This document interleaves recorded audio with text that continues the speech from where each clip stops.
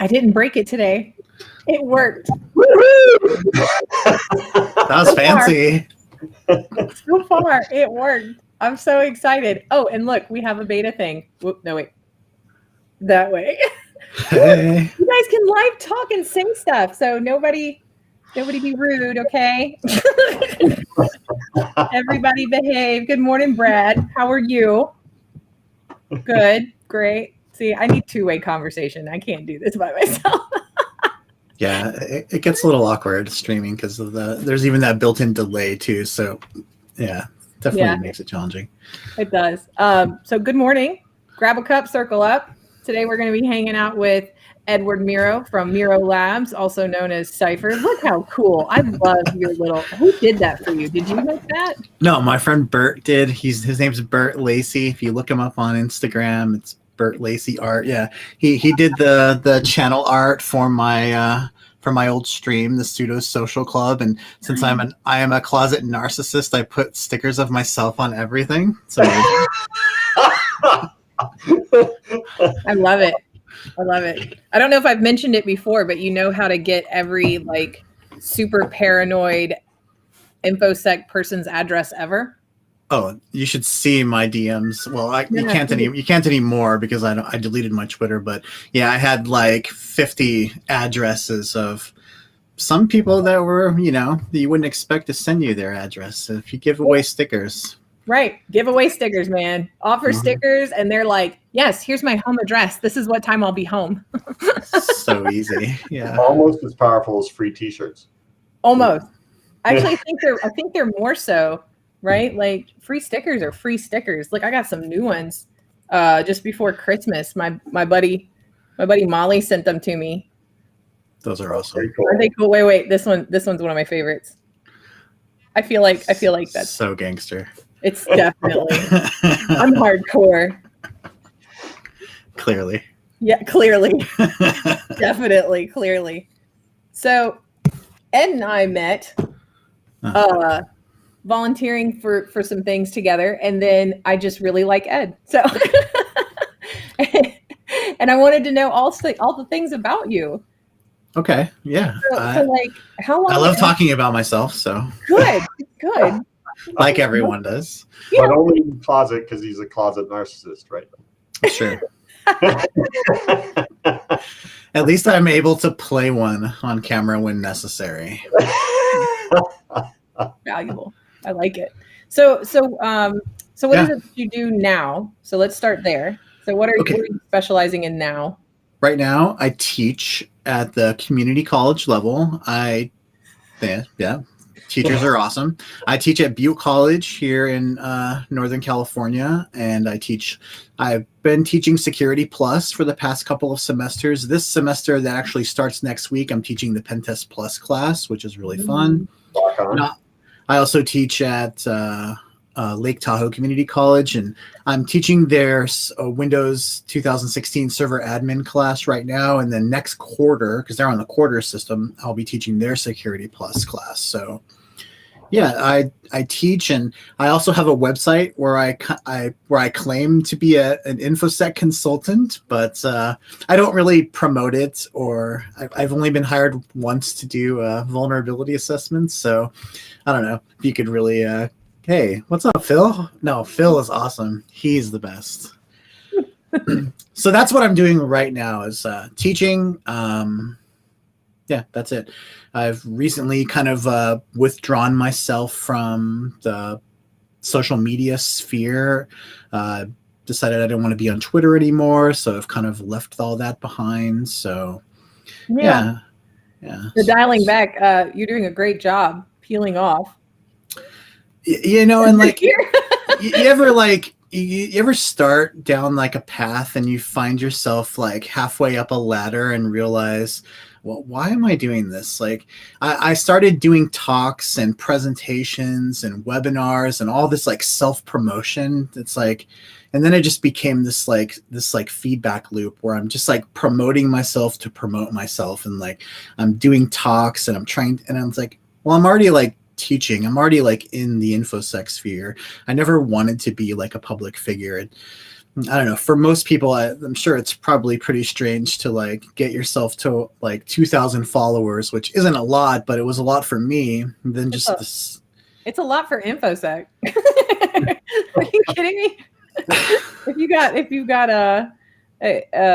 2,000 followers on a social media platform, it's very like, it's to me like I have like a love-hate relationship with social media, especially Twitter. Like Twitter has become for me very like a very negative space, and like I'm trying to survive the pandemic, and I'm really like forthcoming with like mental health things, and it just became really hard. And like you have 2,000 plus followers, but you disappear, and I can count on one hand the amount of people that noticed or cared, you know. So it's very like it's very plastic and I don't know how to personal. Yeah, it's like people will follow you, and you know, it's great when and I stream all my classes that I teach, so I know that's like a big reason a lot of people follow me. But I don't know, just decided it wasn't for me anymore, and just like focusing on being a teacher or trying to get another part-time job, maybe working in the field. And that's kind of why I started getting into Twitter and getting into doing a lot of talks, and not only just to give back to the community, which gave me like everything that I have now as far as like my skill set, but also to try to like get into the industry a little bit more. And, you know, after 5 years, it never really happened. So just having a lot of followers, really, that may be like great for some people, but it's not like a golden, you know, bullet for everyone. Doesn't necessarily lead to anything. Like the same thing goes for streaming and YouTube. Like I noticed a lot of people are doing streams and YouTube channels, and you guys are really successful at what you're doing. But like I have like 500 followers on Twitch, and like almost 1,000 followers on YouTube. And when I do my classes, if like 3 people watch, like that's a success. And like when my YouTube videos go up, if like 10 people watch, like those are just like my students who are required to. So I never found like a correlation between like follower count and success. And it wasn't like something that was giving me like a lot of pleasure to do. So it makes sense not to do it anymore. Definitely. Right? No. Isn't that the Marie Kondo way? If this is not bringing you joy, let's gotta go. With teaching, right? You're changing lives for the better. And that, you know, I find that incredibly rewarding. So it's the most fun. And like, and I teach at 2 different schools because I teach very specific classes, and they're all kind of cybersecurity related. So I would love to be a full-time teacher and be able to focus on that as a career. But yeah, at least the schools I teach at, they only offer 1 or 2 security classes a semester, so it's really tough. And it's a wonderful thing to be able to sit in front of a group of people who are interested in the thing that you care about the most and that you're really passionate about. Like teaching Security Plus is so much fun because it's such a broad skill set, and I get to talk about everything and have a captive audience that has to listen to me. So that's always fun. Well, we do a lot more than that. So, you know, hey, like I said, if you want to come to Tucson. Are you trying to poach our invited guest? Well, That's okay. If anyone that's watching wants to give me money, I'm totally open to that. I have a buy me a coffee, so please give me money and jobs. That'd be awesome. Awesome. I wonder, oh, I like what Michael's saying. Your value isn't decided by Twitch and YouTube followers, but rather how you affect the world. That's so true. Very true. Thank you, Mike. I totally agree. And I know there's a lot of other people, especially, with us all being very isolated, right? They're jumping onto social media because how else are we going to interact with each other or try to network or meet new people or see what kind of collaborations there are that we could possibly jump into. So you do dive in, but just like what Ed said, it is very plastic. And I think if you understand that going in, that might help a little bit. That you there's some social media platforms that I share stuff, but I expect nothing.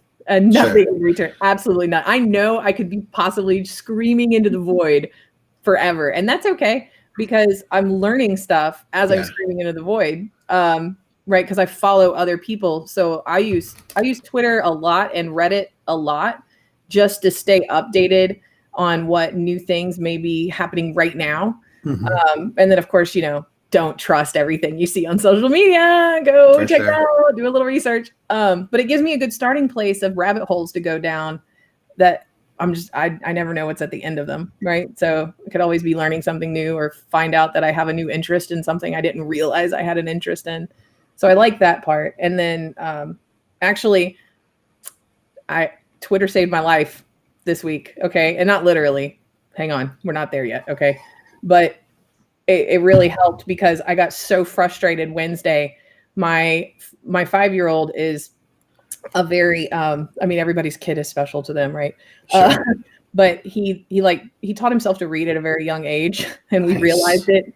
I'm pretty sure having the captions on the TV all the time helped. I don't know how we got there. Okay. It just happened. Just good genetics, probably. No, it can't be. Trust me. I'm like, I suffer way deep from ADD, and I had learning issues as a kid growing up. But anyway, I still kind of do, but I have methods now, right, to control the madness. So his principal calls, and we've got him into the gifted program with the school board and stuff, and he was assessed and went through all these testing things and conversations with different, special teachers. And so we finally got him to where he got accepted into the program, and he gets to sit in for an hour with a gifted teacher once a week. So I feel like that's kind of womp. But he has a lot of behavioral problems because he's super bored in class. Yeah. And he gets very I'm not going to do what you say because this is dumb. He's very it's a struggle, but he's such that resonates with me. I had the same experience in school. I hated school until I went to college. So our choices right now are, we're trying to stay into the program with him and the school board, but I can't afford a private school. That's not happening. And, homeschool, I already struggle. And I can see already by the time he's 7, you guys, he's going to be way smarter than me. We're already there. And I reached out on Twitter and just just all this help. Where are the gifted parents at? The nicest lady reached out to me. Her name is Sarah. Sarah has a testing. Good morning. Hello, LinkedIn user. Yeah. The nicest lady reached out to me, and she has I think her daughter's 14, but also gifted and struggled with a lot of these things. And she's in the UK. Okay. So we can't really exchange, this program or these experts or, try to get help in this group. But what's so important is we did have a call right away and actually spoke with one another, and just having somebody there that understood how panicked I was about what do I do. Just having that support and that community with that person's got to be really helpful.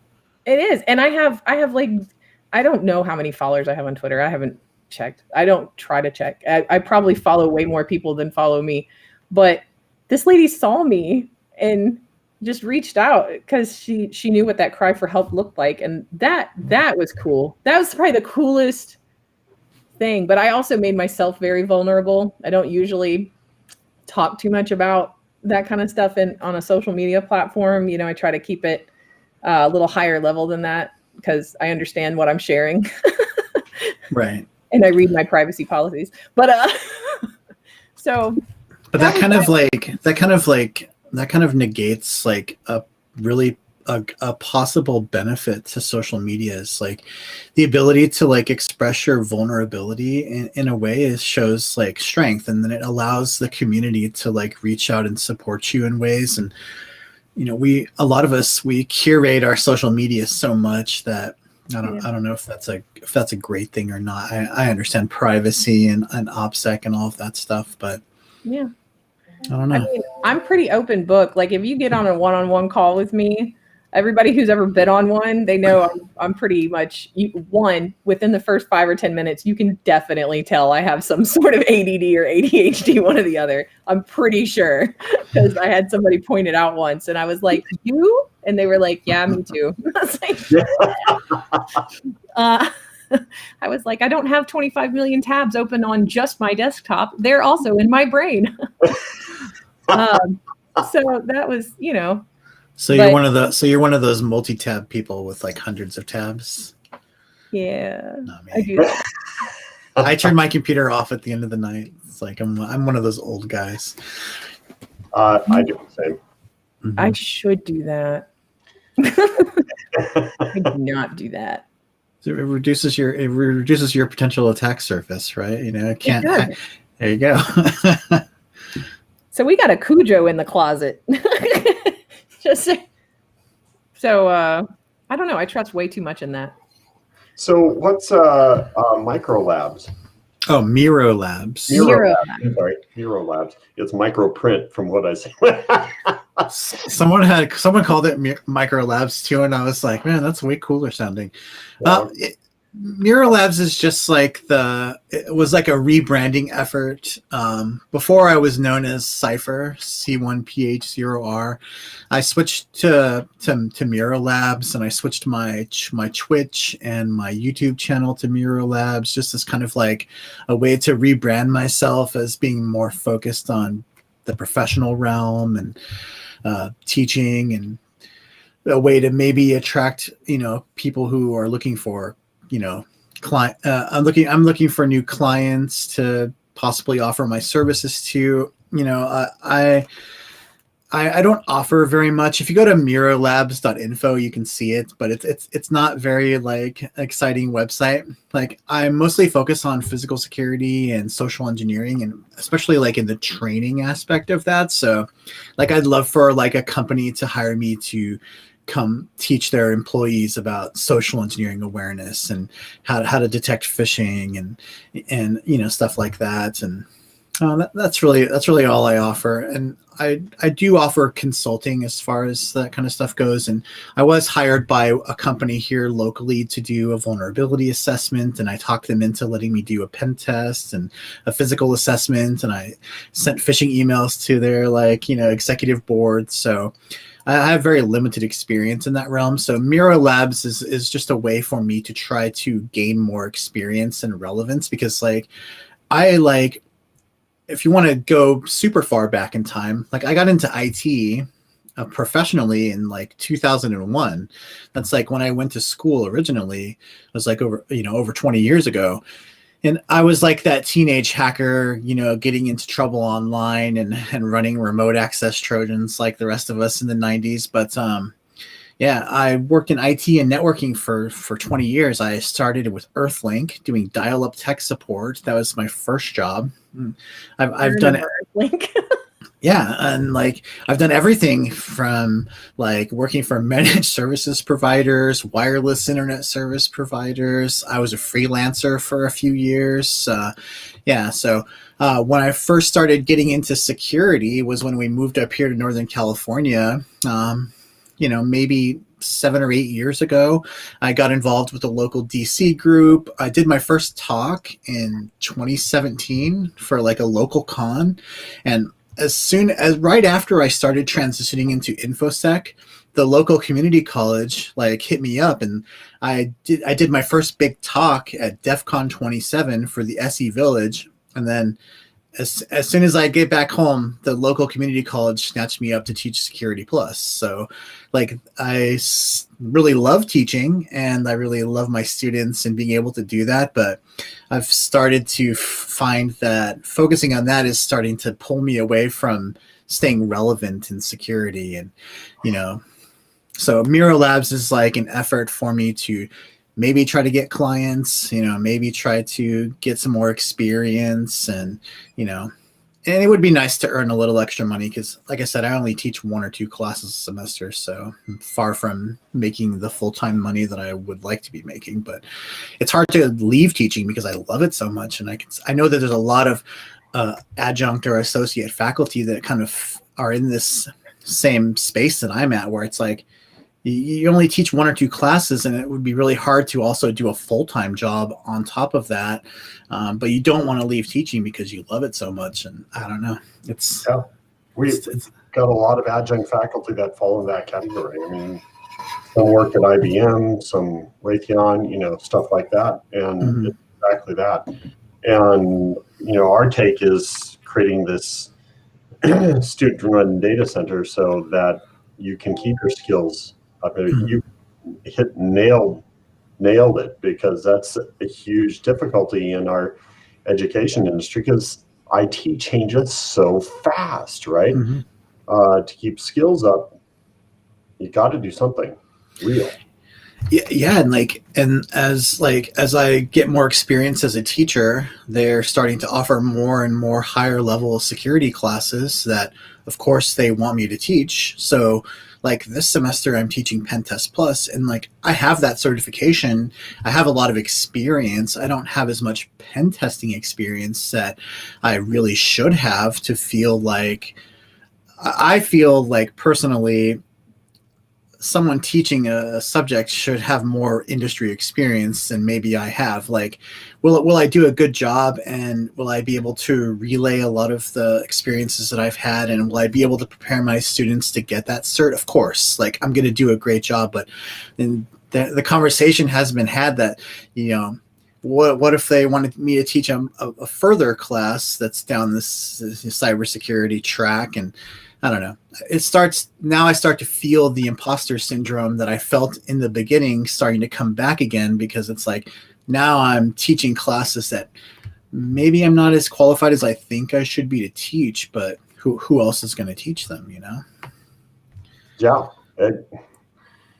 it's a challenge.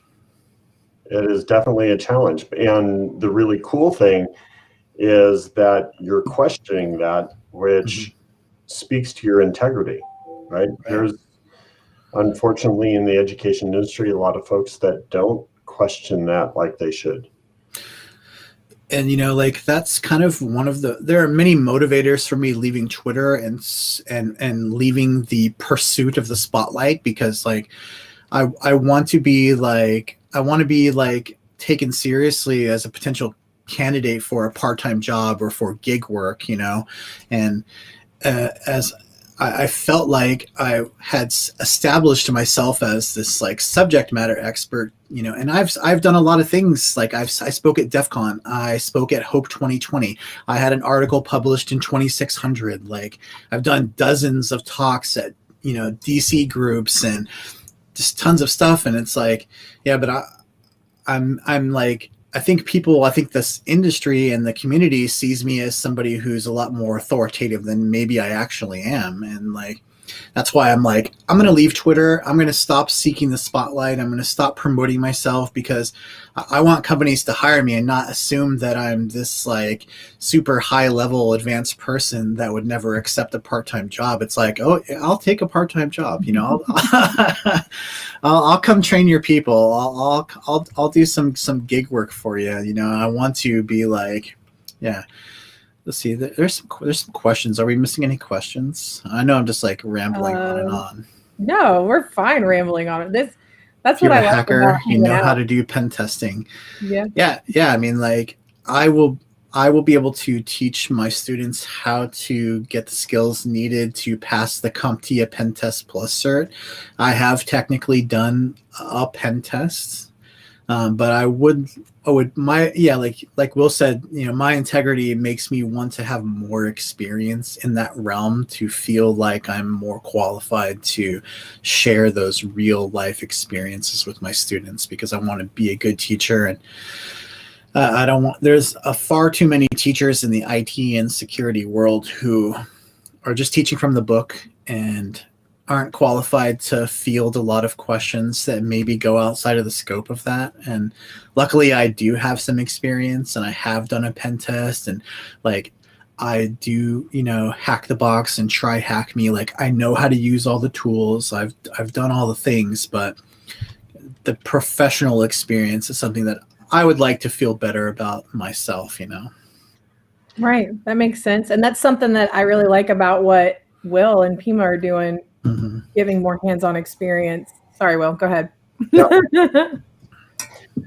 That's the key element, right? Any of us who have worked in IT know that just regurgitating knowledge from what you get out of books and things like that doesn't cut it. Real IT is being hit with a problem and not knowing how to solve it, and having to work through figuring out how to solve it, right? That's the hands-on portion. If we can teach students that on how to, it's adage, how to fish, right? Right. In a different context. But if we can teach students, I'll teach them how to PHISH. Yeah, it's necessary, and we have to change the whole system, because what's your take on that, right? Certs were kind of brought out as a necessity for having something to say, hey, you know how to do this, but how effective do you see that? Like, I think certs are a necessary evil, but really, okay, like for me personally, like I have my Security Plus cert, and I have my Pen Test Plus cert, and I have this Certified Network Vulnerability Professional cert through CompTIA, and really, like, all those really do is show that you're trainable and you know the lingo and the terminology, and I feel like at the level I'm at, as far as certifications go, like I'm qualified enough to be like hired as a junior pen tester who's going to be, under someone else who's going to have oversight over what I do. So like even now, like the OSCP, which is super respected and used to be like a really hard cert to get, now that's considered just entry level. So even having that just shows that you know enough to be hired as a junior pen tester who can be trained by a company to do your job. So I don't know, like certs are something that to me are necessary to get your foot in the door, but they don't show that you have a lot of experience or a lot of like practical knowledge when it comes to that particular domain.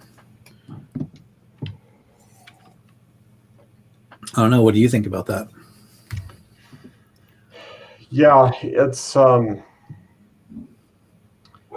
really difficult. Just look at HR, right?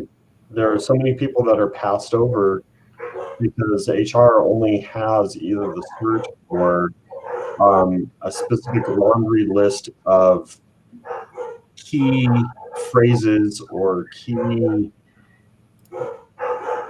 items to look for and to go by. And so they miss incredible talent left, right, and forward because it's difficult to have that standard. And these like hiring managers don't have any framing when it comes to like I teach Security Plus, so I have students that can get that cert, and they don't get it because the hiring managers here locally, they're looking for A+ or Network Plus because that's all they know about. And they don't understand that having the Security Plus presumes you have to be able to pass A+ and Network Plus to get the Security Plus. Like those are like huge components of the test. But yeah, like some of my students, they are waiting to get the higher level certs because the local hiring managers don't know anything about those, and they're just looking for A plus. Like I have like advanced students that can do great work, but they have to get their A plus cert, which to me is ridiculous, you know? Yeah. And that's the HR portion. You know, if you can do that and get into the interview, then having something that you can point at, I accomplished this, you know, I have this experience. We set up a VM environment. We set up a Cuckoo sandbox to tear apart malware. We've set up, you know, satellite server in Red Hat, or, you know, you can have a whole laundry. If you pick up some of those things where they actually did them and actually put them forward, that's huge, right? We've got to get that hands-on trade aspect into the schools desperately. And that's hard to do. Yeah, it's been challenging for me. Like for my Pentest Plus class, like I'm going to have my students sign up for Try Hack Me, and I'm going to develop like a curriculum that kind of correlates with a lot of the free rooms that are available so they get some experience. All of my security classes have to compete in the National Cyber League, which is a really like kind of like it's a national well-respected CTF. So yeah, I do my best to like give my students like some experience, like because our school is small, and even if when we were in classes, and even though our classroom is sandboxed from the rest of the environment, like our like IT admins and the people in charge of the technology, they're like really apprehensive about allowing us to run Kali Linux, which is ridiculous, right? They allow Ubuntu, but they won't allow Kali. And to me, I don't understand. But so I have to kind of build like things into my curriculum that work outside of the classroom, because I want them to be able to, you know, if they're going to take the Pentest Plus cert, they have to have sat down and used Metasploit. They have to have used Nmap, and, you know, they have to, you know, understand how all these tools work. So yeah, I'm building in the Try Hack Me stuff into my curriculum. I'm building, and they have to do the National Cyber League, and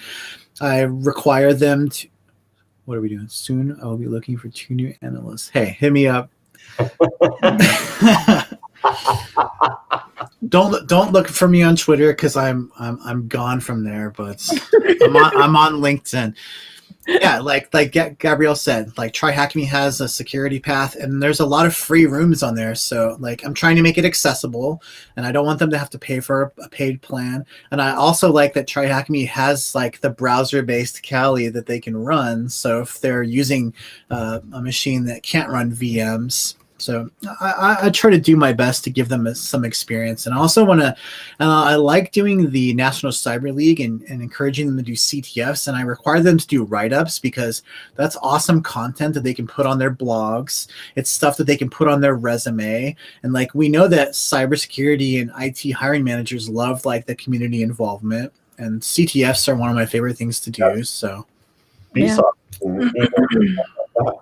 are awesome. And you know, somebody brought up, I won't say anything, but solutions that provide virtual cyber elements, right?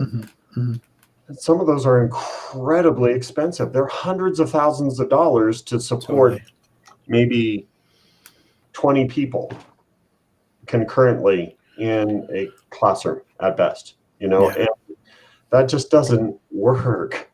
No. You know, I know there's grants and stuff, but when those run out, then what are you going to do? We have to have something that is a good solution, and a lot of those come into play. Cyber Patriot, yeah, that's a cool program going, right?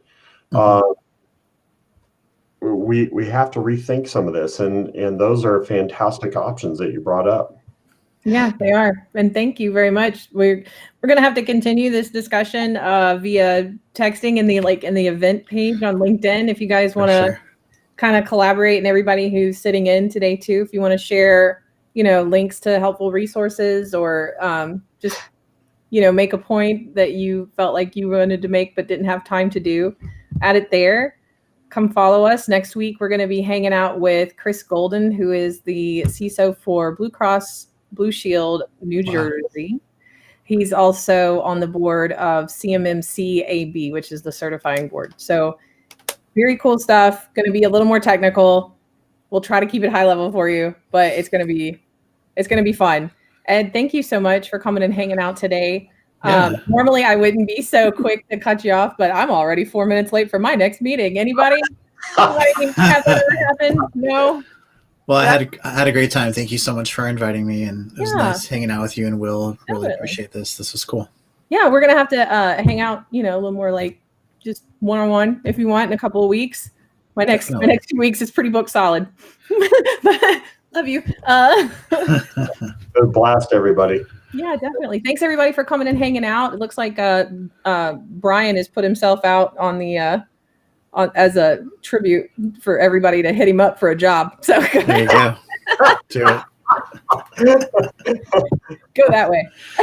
And thanks everybody for coming today. We love you. We'll see y'all next week around the same time. Check out the Secure Nation events page. That way you can click attend and you'll get all the updates, and it's just me that annoys you. Love you guys. Bye.